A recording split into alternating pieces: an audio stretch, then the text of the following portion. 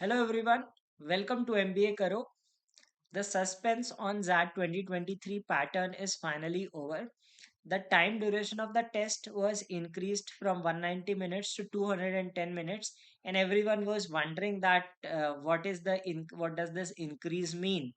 So yesterday they released a notification on clarifying what are the new changes to the examination pattern. So in this video, I'm going to tell you about those changes, and I will also tell you about how XAT scoring works.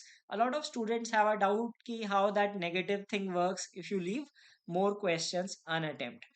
If you are new to my channel, please do subscribe to this wonderful channel for genuine content on all MBA exam related stuff. So this 210 minutes is divided into three parts. And you must have noticed that they have written the number of questions as 105. So let me clarify what do these things mean. So part 1 will be the general aptitude test, which used to happen previously of 165 minutes. So they have increased from 165 to 175.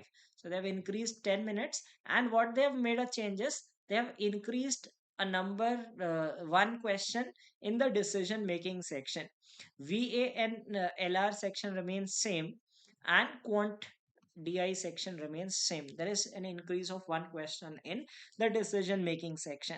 Now last year it used to be 7 sets into 3 questions each.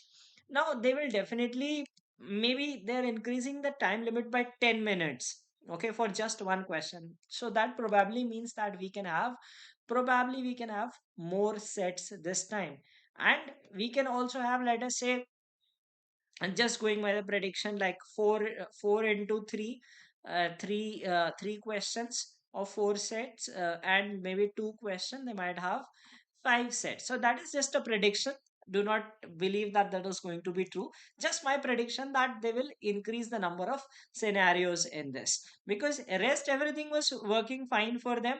uh, they have increased the time duration, so that is likely that they will increase either the number of sets in this, and I don't think that in other sections they would make any drastic changes.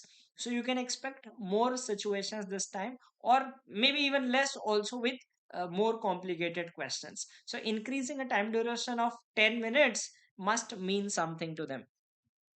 Now second part is of 5 minutes, which is mock keyboard testing. Now they have counted this also as one of the questions. So you must have seen in the notification that it says 105 questions. So basically it is 76, 1 and 28 questions. Okay, so these 76 I have already defined. There will be one question of 5 minutes. Now what does that question mean? That you need to type a sentence. They will give you a sentence, and you need to type that sentence. Now, what I will tell you, that the sentence will be, very likely, it will be the quick brown fox one. I'm sure that you must have heard of this sentence. The the quick brown fox jumps right over the lazy dog. Very likely this is the, because it includes all alphabets. Okay. Apart from that, they will give you some numbers also. They will ask you to type some numbers plus some special characters. Maybe special characters. So that will be a typing test of 5 minutes, so that you can check your keyboard. Please do attempt it, and try to do this as soon as possible, because let us say if your keyboard does not work, so you know that this key is not working in this keyboard, so that you do not have to worry during the essay writing part. Very very important.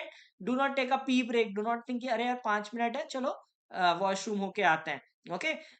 Please check this thing. It is very important, otherwise you will face difficulty in typing essay. So make sure that during this break, check your keyboard well, and they will ask you to type a sentence, and if everything works fine, you are good to go for the next section. So third part is of 30 minutes.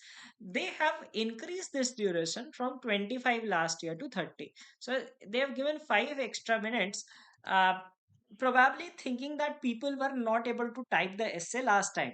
Okay, because those keyboards are not very friendly. Many people do not have typing habit. So let me tell you that how to distribute this time of 30 minutes. Now general knowledge will have 25 questions, and you know that general knowledge is something either you know or you do not know. Okay, so you cannot think and answer the questions. So I would suggest that give 5 to 7 minutes at max. I think 7 minutes are more than enough to attempt those 25 questions. If you are very, very, very slow at reading, then also at 8 minutes max. You won't take more than that, because these are not that UPSC kind of questions wherein you have to answer, you have to have multiple answers. It's just that one single line question, four options, you know or you do not know, just mark and move ahead. Okay, so take max 5 to 7 minutes. Now the word limit is 300 words. Last year I checked, like I wrote an essay maybe around 230 to 240 words I was able to type uh, in uh, about 20 minutes or so. So I would suggest that this is what you should distribute your time: 5 to 7 minutes for this. Then rest on out of these 30, like you should have like around 22 to 25 minutes, or I would say that max 5 to 8. In 22 to 25 minutes you should have this essay part. Now within this also, 20 minutes should go for typing, at least 20 minutes. And let us say this thing, you depending on how fast you can, 2 to 5 minutes to collate the thoughts. Okay, so do not just jump into writing the essay. Read the essay. There will be three options. Unlike two which were present last year, this year there will be three options. Most likely situation based questions. So take some time, write down the pointers on your note rough sheet, and then type. Do not just go on typing the essay. Okay, so take some time. 2 to 5 minutes is more than enough to jot down the main points that you're going to write. Choose the essay, note the points, and then start typing. 20 minutes is good enough.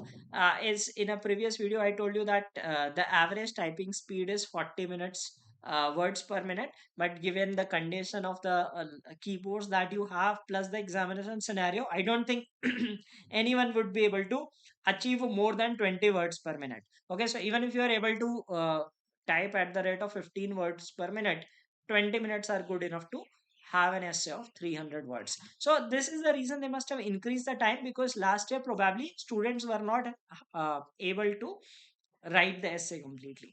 Now this essay will be evaluated only if you get a call from XLRI.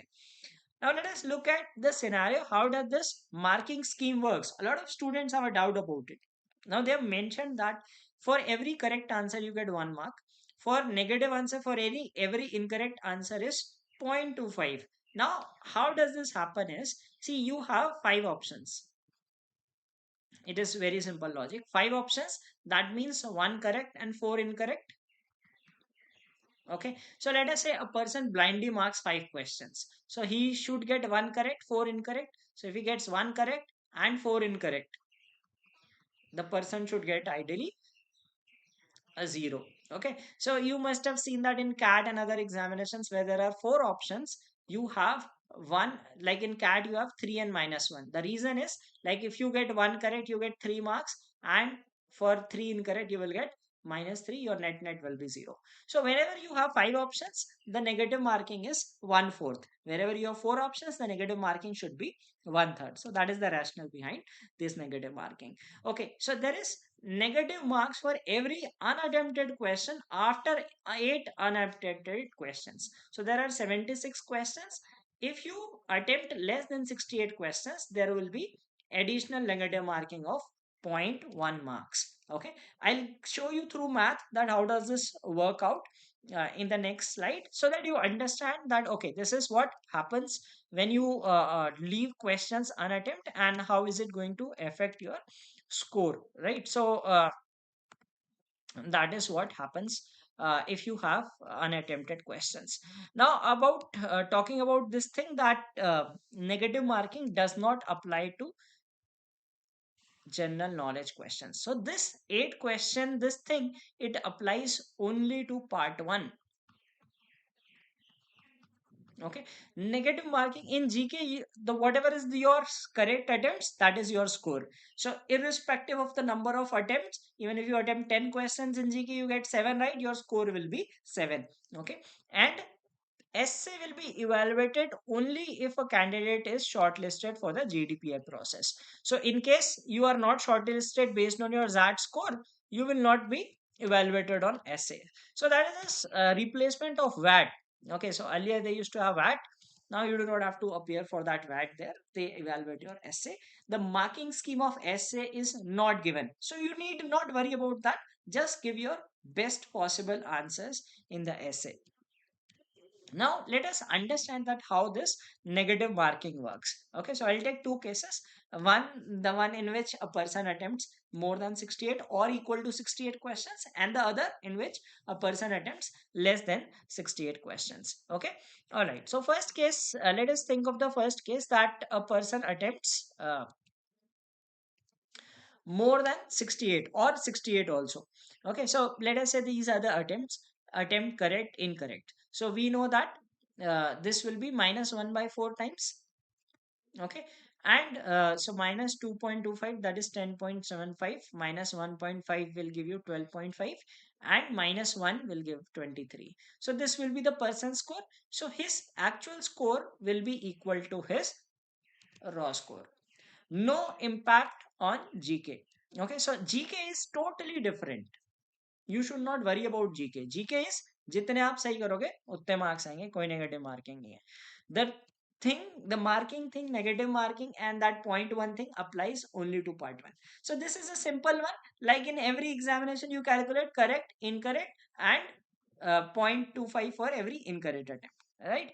Now, what happens if the number of attempts is less than 68? Okay, now see this candidate. This candidate attempted only 61 questions. Okay, 47 were right, 14 were wrong.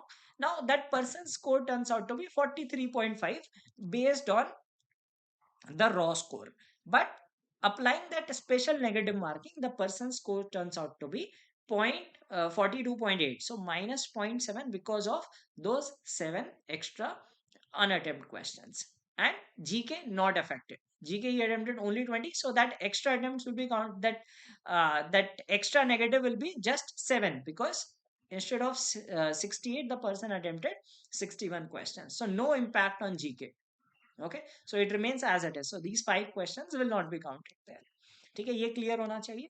Now let us see that how this math works. So this I guess is simple, right? Minus 1/4 of this, and you get these scores. Now let us look at this. Now unattempted questions out of 68, the maximum the limit is 68. So if you do not attempt 68 questions, you will end up losing marks. So the person had 7 extra unattempted questions. Now these 7 will result in minus zero point 0.7 marks, because zero point 0.1 per question, minus zero point 0.1 per question. Now how does this affect section wise? Now VALR has 26 questions. So the negative will be distributed proportionately. Okay. So minus zero point 0.7 cut 26 by 76, that is minus zero point 0.24. So if you subtract minus 0.24 from this, you get 11.01. Similarly, in the DM section, there are 22 questions. So 22 by 76 of this score. So this is minus zero point 0.20. And in this case, third section, that is QADI, there are 28 questions. So negative will be higher in the same proportion. So minus zero point 0.26. So these will be the final scores. So this negative marking will be proportionate according to the sections, and these 8 questions are across the entire paper one, not section wise. Okay. So like if you do not attempt 8 questions in the overall paper, you start losing marks. Now, one question that people often ask is, should one mark flukes? Isn't it? Okay, so let us look at that statistical thing and the reality. Okay, suppose मानते a person is able to attempt 48 genuine attempts. किसी ने 48 attempts किए. Okay, 48 attempts means कि 68 was the limit for that non-negative thing. Now the person has 20 less attempts. Okay, now if that person does not attempt these 20 questions, what will happen? 20 questions means the person will lose minus 2 marks. There will be a negative 2, and that can impact the scores. Okay, 2 marks का difference काफी होता है. Now suppose the person attempts those questions. अगर ये 20 attempt करता है. Now if we talk about statistically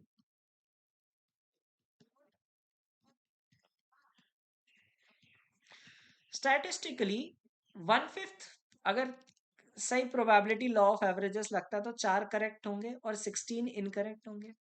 As I told you that the uh, the marking is designed as such that you get like by law of probability you should get 0 marks. Okay, so 4 correct means 4 questions correct हो जाएंगे और minus 16 by 4 1/4 negative है, so net net 0 आ जाएगा statistically.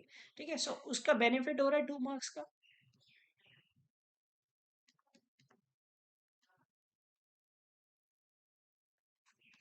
2 marks का benefit है. चलो ठीक है, अगर मानते हैं कि उसकी किस्मत खराब है. ठीक है, let us assume that the person is uh, like just getting 2 correct. Okay, and 18 incorrect. बहुत खराब किस्मत है, ऐसे तुक्के मारे कि किस्मत ने साथ नहीं दिया. Okay, now what will happen is he will get 2 marks for the correct questions and minus 4.5. Okay, so he will end up losing 2.5 marks, है कि नहीं?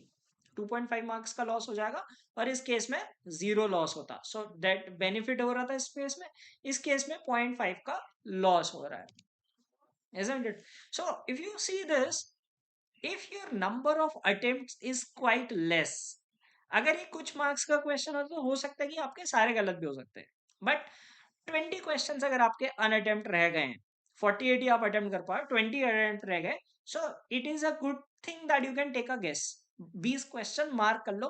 अगर तुम्हारी किस्मत खराब हुई, ठीक है, 20 में से सिर्फ 2 भी सही हुए, तो भी तुम्हारा लॉस बहुत ज्यादा नहीं हो रहा है. यहाँ पे -2 हो रहा था, यहाँ पे -2.5 होगा. ओके, सो बहुत ज्यादा डिफरेंस नहीं आ रहा है खराब किस्मत पे.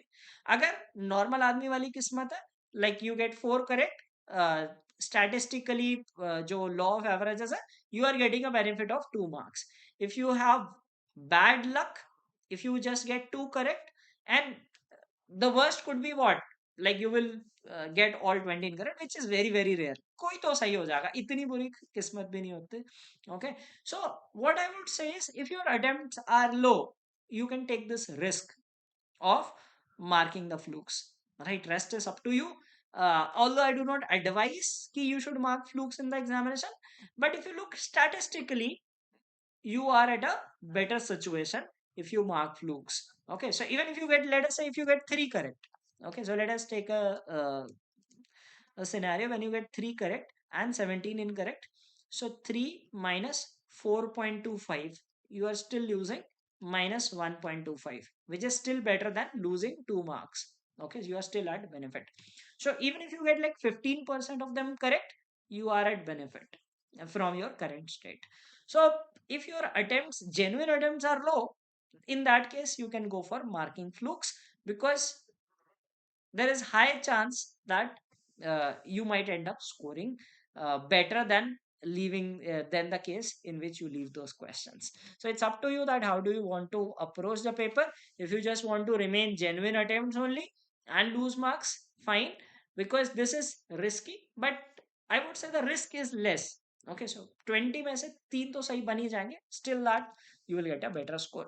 So that is up to you to decide that how do you want to attempt that paper. So this is about that new pattern, how the paper pattern will be. Make sure that you take time to attempt that second part as well and check the keyboard, so that like in case it does not work, tell the invigilators over there, they will replace it immediately.